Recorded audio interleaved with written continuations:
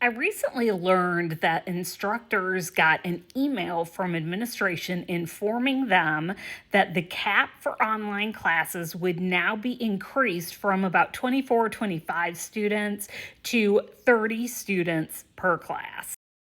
Now, why did the administration make this choice? Well, you can be sure of one thing: it wasn't to benefit the students.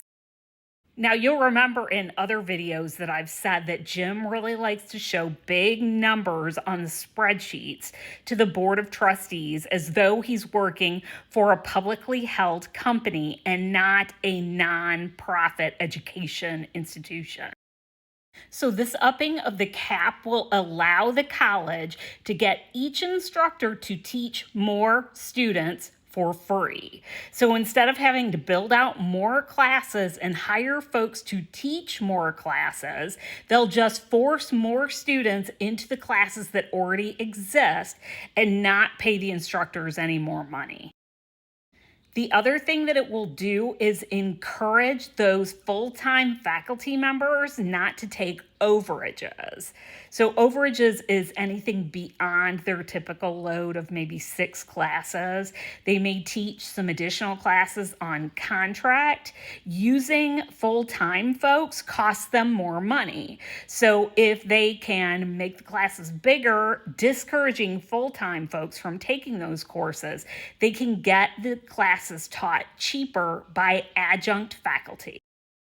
So let's break down what this means for students. Students are going to not be getting what they paid for. If those classes are bigger, that means that instructors will have less time to provide that one-on-one experience that so many students go to community colleges to get. Instructors will have less time to respond to emails, to work with each student individually. It's going to have an impact on the quality of the education you're getting in those courses. Now, if we look at adjuncts teaching these classes, students are not getting the same experience that they get from full-time faculty. And that's because adjuncts typically have to teach many more courses to make ends meet because they're getting paid significantly less than full-time faculty. The more courses they have to teach, the less time they have for students.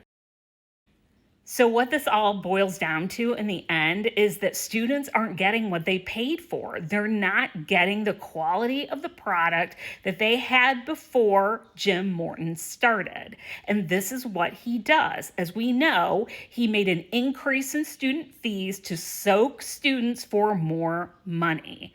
Jim Morton does not care about student experiences. What he cares about is numbers on the spreadsheet.